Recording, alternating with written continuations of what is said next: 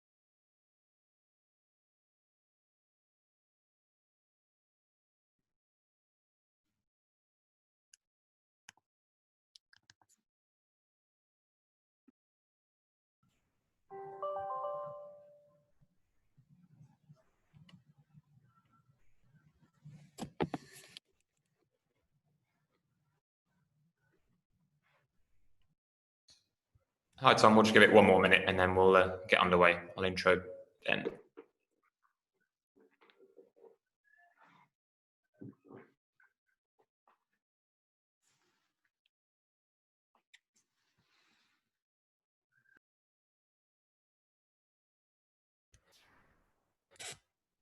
All right, thanks very much for coming, everybody. I will pass over to Tom in a second, but just a reminder, as I said on the WhatsApp group yesterday, we'll stick to women and girls cricket today.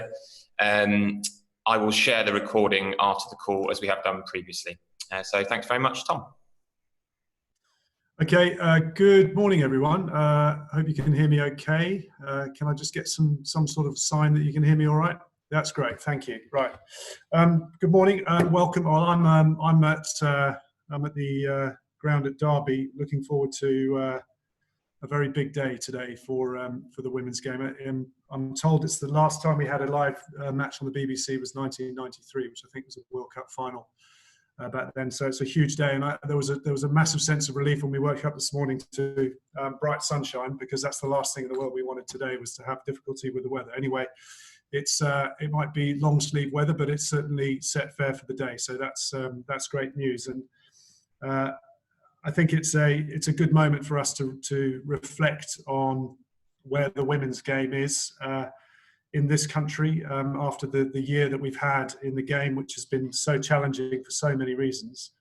But we feel like we've been able to make some steps in the women's game. We've been able to demonstrate our commitment to it, and to enable us to take some of the first steps to creating the kind of ambition and to setting up the ambition for the women's game that we have over the next few years. So I don't want to go into too much detail as an introduction. I'm sure we'll get through it through the questions. But obviously, I've come up here from yesterday watching a current Knight of the Realm scoring 100 at Cricket HQ, which I don't think can happen too many times, to watching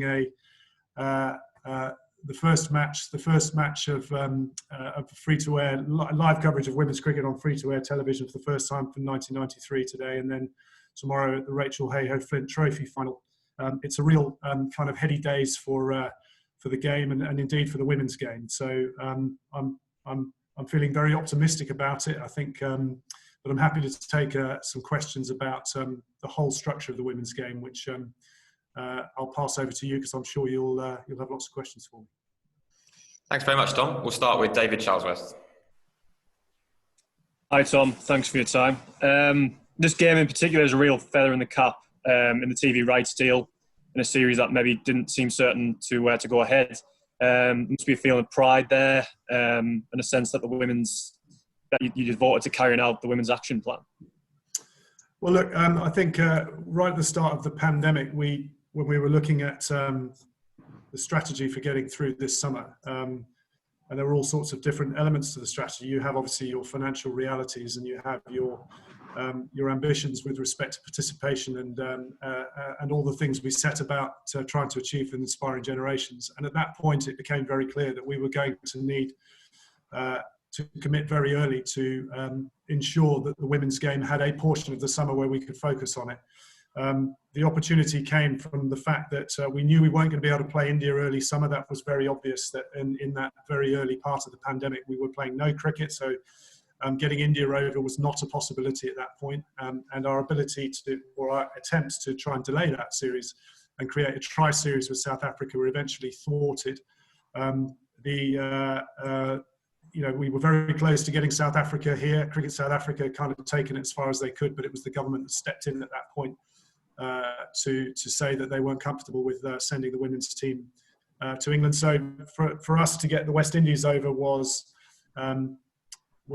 hugely, hugely important. And again, I've said it publicly and I'll say it again here, but huge thanks to Cricket West Indies for their support throughout this whole summer in terms of understanding the importance of getting cricket up and running, both from a men's and certainly from a women's perspective, where obviously they had very, very short window to get this arranged. And there was a huge amount of trust that had been built up between us and Cricket West Indies over the course of the early part of the pandemic, dealing with the plans to get the men's team over in early July, subsequently play that series. That enabled us to bring up those conversations again and get things moving very quickly. Yes, there's an element of pride associated with that because we just couldn't have a situation where we didn't play international women's cricket here. There was another scenario that we might have had to go to were the West Indies not able to make it for whatever reason. But they became less and less attractive, obviously, as you kind of went down those options. So really pleased to be here and being able to see this series come together. Probably even more proud about the regional the regional series, the Rachel Hayhoe Flint Trophy, and the implementation of a professional setup, the retainer contracts that we've put in place for 25 professional players, the commitment to next year take that on to 40 professional players plus the centrally contracted players. To get that up and running has been super important to us, and to try whatever we could to get something to say that actually we said we were going to start in 2020. In the start, we absolutely wanted it to be, but we've got it up and running, and it started to achieve some of the things that we need so desperately to achieve for the women's pathway. There's other stuff going on in the recreational game, which is also hugely exciting. I think this kind of bottled up anticipation of not being able to play cricket in the early part of the summer, both in terms of the men's and women's game at recreational level, has led to an almost explosion of participation. And that's been seen also in the women's game. I'm sure if you will definitely have heard some of the stories about this, but if you're in any doubt, then just go onto the Twitter handle Women's Cricket Month, and you'll see the kind of feedback that we're getting from women who are trying cricket for the first time, or who are bringing elements of bringing their family members into the game for the first time. We feel like there's momentum building up, and we feel like 2020, when it could have been a year of oblivion for women's cricket, has been a net positive, which is something we are very proud of, I think. And I've seen Claire's comments that there's a concern that the boards may cut resources to the women's game, but just specifically focusing on the ECB, you've obviously spoken about the financial impact of the pandemic and of the need to make cuts. So how will that affect the women's game going forward? Well, people have often talked about ring fencing, and that's the kind of the language that needs to be attributed to the women's game. And look, the reality is the impact of the pandemic on our finances is massive. And you've read the numbers, but it's already well over 100 million. It could easily be 200 million because we don't know where we go in 2021, although we build obviously all sorts of different contingency plans that are in place now and will be continued to be built out over the course of the next few months to prepare for whatever next year brings. but we can't, there are other ways of doing, of achieving the same result of outcomes. So we're in a position where nothing can be ring fenced really, but don't read into that any kind of dilution on our commitment. Now, when there are different ways of achieving a result. You either do it yourself, which normally means that you're ending up paying for a lot of things, or you can enable things to happen through partnership, through working with others, through creatively challenging yourself to come up with a different way around achieving the same outcome for less money. And that's some of the thinking that we're having to do across the board actually at ECB. None of our ambition around inspiring generations is being diluted by the pandemic's impact on our finances. It does mean we have to be an awful lot smarter about how we deploy our resources, both in terms of money and talent and people. And that's the work that we've got undergoing now. It's a really difficult time at ECB with many people's jobs at risk and going through this extremely difficult process. It is a really, really tough moment, but our commitment to the women's game remains as strong as it. You'll see a continued commitment to growth in this part of the game, which is so fundamental to our future. Thanks for your time. Cheers. Thanks, David. Vish, please. Hi, Tom. I suppose just to jump off the back of David's question there, the women's cricket, even before the pandemic, there's been a great disparity regarding to funding. Do you think now is the kind of time that it's worth pushing for some kind of global official agreement that's ratified by the ICC with regards to ensuring that, I suppose, no team is left behind? Because while the game to an extent can still go on and flourish in England, Australia, and India, I suppose you worry about certain other teams and the plans they might have put in place before that they now essentially have to scrap entirely. That's a great question, Vish. And I think the reality is we've got to work really hard here to commercialise the women's game in a much more creative way globally.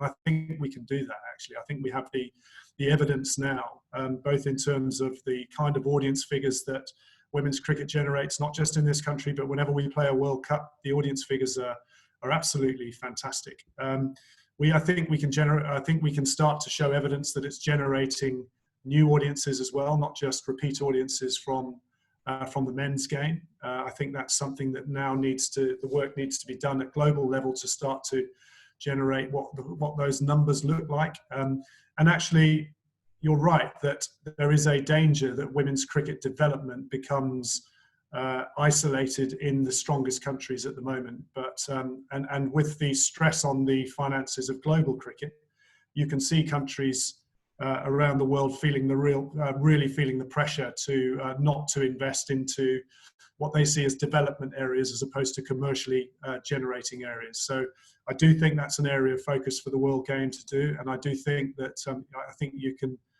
The ECB will be a leading voice in saying that work needs to be done here to ensure that the women's game continues to be funding, and that funding generated from the women's game goes into the development of the women's game, which is not always the case as well. So it's a really good question. Is there anything like that being worked on in the background at all? Do you know of anything that's? Well, look, I don't know of anything at ICC that's being worked on in the background. What I can tell you is what we are working on is a big piece of work to understand how we commercialise the women's game as it is at the moment, not just from a broadcast perspective, but from a sponsorship and media and commercial partnership perspective. And there are different ways around this now that we're looking at in order to bring brands through that really want to be seen as growth partners with the women's game. It's work that we feel there is a real ability for us to start pointing organisations towards helping us grow the women's game and going on that journey with us. So that's work that we are doing. We're very serious about it, and I think one of the messages that we're taking to the government is actually to help us commercialise women's sport across the board in a meaningful way, and that's obviously the government is very focused on women's sport generally, and ensuring that there's obviously a lot of pressure on other sports to be doing the kind of work that ECB are doing around getting women's sport up and running in a pandemic impacted environment. But the commercial work needs to happen now as well, and I think that's something we'll ask government help with. Sorry, ask for government help with. Cheers. Thanks, Tom. Fish. Raf Nicholson. Hi, Tom. Hello, Raf. Can you talk a little bit about your vision for the future of women's Test cricket, please? And specifically, Nick Hockley, the acting CEO of Cricket Australia, has come out in support of women's Tests. So will you be having a conversation with him about increasing the next Women's Ashes series so that 2 Tests are played within that? And then also, will you be speaking to some of the other global boards about the possibility of England playing Tests against other nations? Thank you.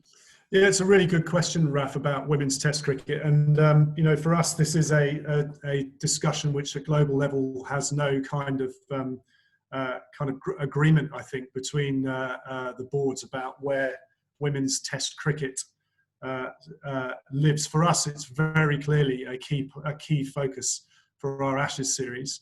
And yet it feels like an outlier in the sense that we don't play Test cricket at the moment against other nations. And I think that is something that we need to do a lot of work on educating, listening to players now. Our group of players now, I know, that feel very passionately about playing Test cricket against Australia. I think also we've got to be careful that we don't just impose the men's cricket framework on women's cricket. I think it's been something that we've been quite careful not to do, and that's why we, for example, I'll give you an example of that. When we were devising the strategy for the performance pathway for women's cricket, what we didn't want to do was impose the men's existing structures on women's cricket. We wanted to come up with something that worked for women's cricket, that meant that no matter where you were from in this country, what your background or upbringing was, there was something local of an equally funded status that could offer you an opportunity to develop in the future. I think the situation with Test cricket is difficult because it will be difficult to find the commercial support for Test cricket. So you're immediately into a different place on where Test cricket for the women's game fits. At the moment, it's a key part of Ashes series. We're trying to work out what is the right balance for international women's cricket and women's Test cricket, and to work out. I think if you ask that question right now, you wouldn't have too many international teams putting up their hands and saying this makes sense for us. Certainly does for us. Certainly does for Australia. Outside that, I think we've got to do a lot of work to work out how that fits into something that builds a narrative for the women's game internationally. But it's a really good question, not an easy one. But specifically, then, would you look to be having a conversation with Nick Hockley about getting 2 Tests then maybe in the next Women's Ashes series? I think if that's something that both boards and both sets of fans want and demand, then it's something we can look at. I speak to Nick Hockley an awful lot, so I'm sure it will come up in our next conversation, Raf, as a result of your question. Oh, that's good. That's what I was hoping for. Thank you. Thanks, Raf. Ben, please. Thank you. Hi, Tom. I'm Ben Ransom from Sky. We've not had the pleasure before, but nice to chat. I just wonder, off the back of what you were saying about commercialising women's cricket, is there any plan to, or can you learn any lessons from the kind of growth we've seen in women's football over the last decade? Obviously, it's a sport in terms of participation numbers that's grown tremendously, and now it's so much more visible across all forms of media. Yeah, I do. And, we're on this journey. Don't think we're starting from a zero base here. We're really not, actually. And, ourselves and Cricket Australia are kind of driving this. Cricket Australia's Women's Big Bash series, obviously separating that from the men's Big Bash tournament, was a big step in terms of saying the women's game can stand on its own.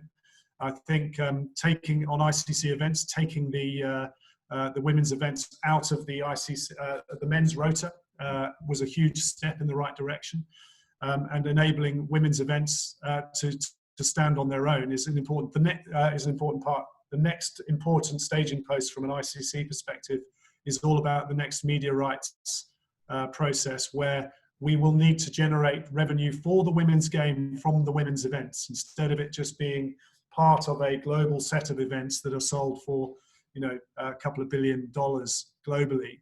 And then it goes into the big wash. We need to absolutely ring fence, and I use that word carefully. We need to ring fence at ICC level the ability for that revenue to go into generating excitement around the women's game specifically. And I think that starts to send the expectation to investors that what we want to see is proper investment in creating the conditions under which the women's game can grow. Now, we've started doing that in this country. I think it's actually very interesting now, because I don't think it's, if you look at it from a reverse perspective and you say you talk to a commercial partner, it's unthinkable for a commercial partner now to invest in only the male part of the game. So if you flip that and say, right, well, if that's the case, then we should already be having a conversation about money flowing into the women's game from traditional cricket-related commercial partnerships, because you're supporting both the male and the female parts of the game. That's a conversation that we've started with our commercial partners, and it's one which I think will generate a lot more. Well, I think it's a conversation now has real credibility in it, and when we start to attribute in commercial contracts parts of revenue that go towards the women's development of the women's game, then that's when this starts to really generate some momentum. And you hinted at it earlier, I think, in terms of numbers, but do you have any idea yet how the pandemic has affected girls' cricket, specifically at recreational level, either in terms of participation or in terms of teams that are in operation and clubs and funding and that kind of thing?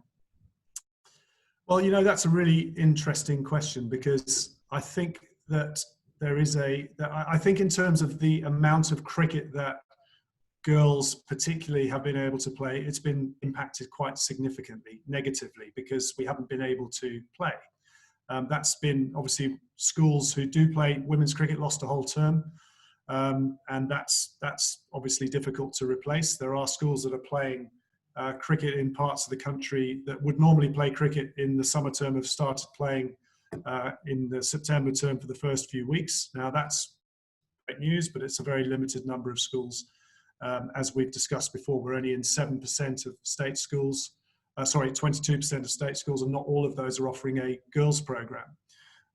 So we've got work to do. I think in the club space, the story might be very different. And the anecdotal evidence, we don't have all the numbers yet from this summer, and there's still a few weeks left that we'll be able to eke out a few more weekends of cricket. And obviously, the big women's big cricket month has been designed to focus in on giving.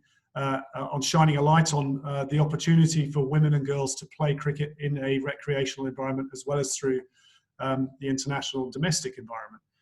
And I think in the end, we will demonstrate a net positive for participation this year, because, as I said earlier, I think there has been a huge focus on the fact that, because we haven't been able to play for part of the early part of the summer, the thing that's changed is actually formats in clubs. A lot of the kind of territorial nature of playing a certain format has shifted a lot in many clubs. They're playing shorter formats and trying to get more games played, because we have such a limited window to get teams out. And that's happened in the men's and the women's game, where, you've heard, I'll give you some anecdotal evidence. My local club has put 5 teams out for the first time in maybe 7 or 8 years this year, because of the flood of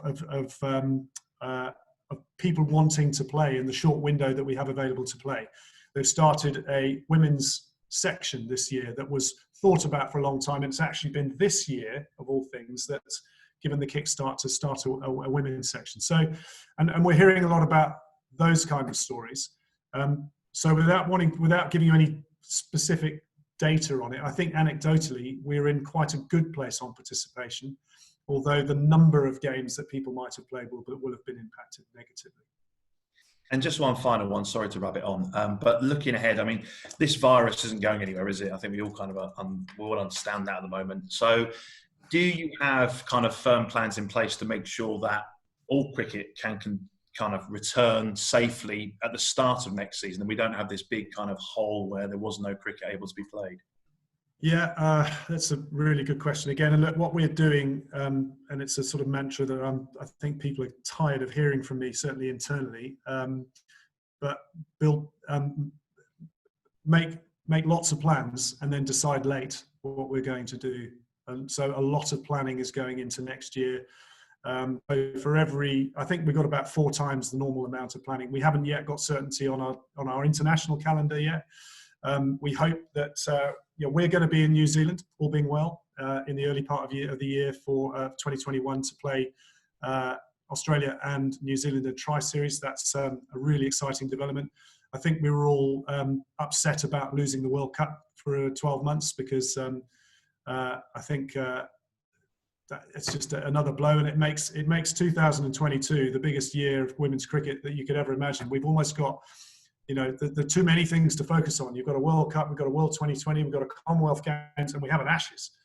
And it just feels like an enormous year that maybe just needs a bit of reshaping in order for us to not put too much pressure on our players for 1 year where we've had a couple of years where there's been less things to focus on. So we're trying to work with ICC on that. That's a difficult conversation.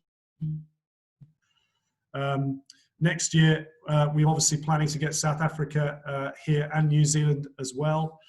There are other conversations going on to enable us to build some more momentum, especially with 2022 looking like such a big year. I think we've got to be playing more against the best teams in the world to prepare Heather and the girls for the challenges ahead in 22. We need to be playing those top teams a lot of the time and competing and winning series against them going into that series. We found that that's the way you perform better going into these major global tournaments.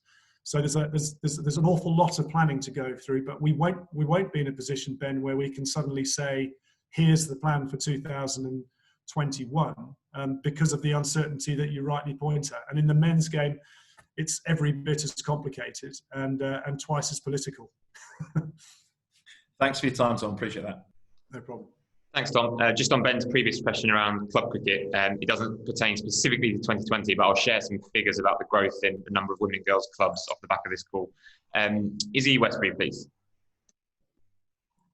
There's obviously some really great things happening and decisions being made about women's cricket and prioritising. How's that translating in terms of the ECB's own structure and the women involved in, I guess, the powerful administrative positions? Are there more women getting involved in those? I think in the past we've heard of maybe one woman at the top table. Are there going to be many more? Well, I have 3 women in my senior team, Izzy. Sorry, is it Izzy or Isabel? I don't know. I beg your pardon. I didn't need to make assumptions. I have 3. I inherited a team where there was very little diversity of any kind, actually, in my leadership team, and you'll know that on our board we have gone beyond the Sports Governance Code, the Sport England Governance Code. We have a fully independent board, and we are benefiting massively from the kind of experience and balance and decision making that an independent board that has proper diversity on it can give you. We have got work to do on the diversity in terms of BAME representation, as you'll be aware, and that is something that we are working on right now, being the new chair. So we're acutely aware of that, and also with respect to the program of redundancies that we're currently undertaking. The question of diversity and opportunity is one that we're also aware of going through that process. So I think what I'm trying to say here is that there is a journey that we are on. I'm extremely passionate about the inclusion and diversity agenda. And I've seen the positive results that can come of getting this right in a business environment. So my answer to you is we've already made progress. There's a lot more progress required. I think ECB is improving dramatically in terms of its gender representation through the ranks. We do need more leaders and more voices coming out on not just female voices talking about the women's game, but female voices talking about cricket more generally and what we do in the game. So yeah, I think I welcome the pressure on this because it helps us put pressure on actually through the game, which is where I think more work needs to be done. through our stakeholders where perhaps it's a little slower actually in that part of the game. Thanks, Tom. Thanks, Izzy. And Mr. George DeBell. Morning. Thanks, Tom. Hi, George. A couple of things leading on from that. Firstly, is the ECB's admirable commitment to women's cricket matched by other major nations in the ICC? And has that been a bit of a frustration? And secondly, are we going to see more emphasis on BAME inclusion in the coming years? Because women's cricket, maybe we've all given a bit of a free pass in that area. First question first. Look, I don't want to speak for other boards, George, and you'll appreciate that that's a tricky area. But I think there are some serious financial challenges going around the world of cricket at the moment, globally, and that is not going to help women's cricket. And I think what we need to be doing without preaching about it is to pass on the evidence about how we can generate.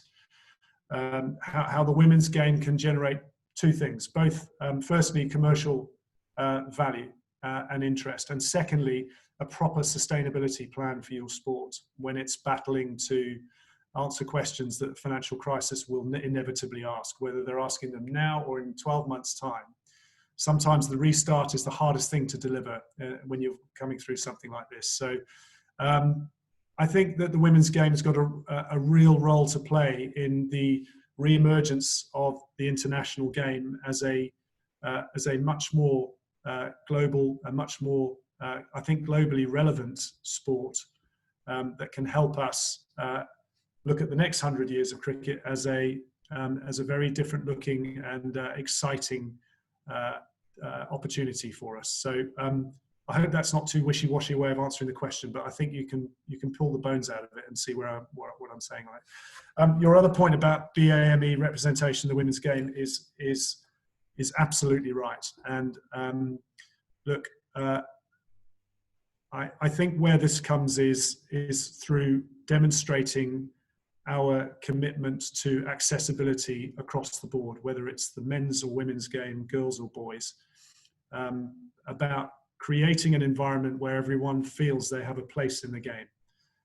And that is something that is the most important piece of work that we have to do over the next 10 years in this game. And we have a huge opportunity to be able to do that. And I'm absolutely committed to achieving that. And if we get it right, then the BAME representation in the women's game won't be a problem. It will simply be that everyone feels they have an opportunity to play a role in the game, of whether you're playing or not, whether you're an administrator, whether you're an umpire, whether you're whatever your role may be. Let's make sure that the game is answering that fundamental question about whether we are the game we say we want to become right now, which is a game for everyone. Thank you, Tom and Henry. Thank you. Thanks very much, George. Thanks very much, Tom. We will leave it there for today. Appreciate everybody being here on a Saturday morning. I will share the recording round as soon as I can after this call. Speak to you all soon. Thanks very much.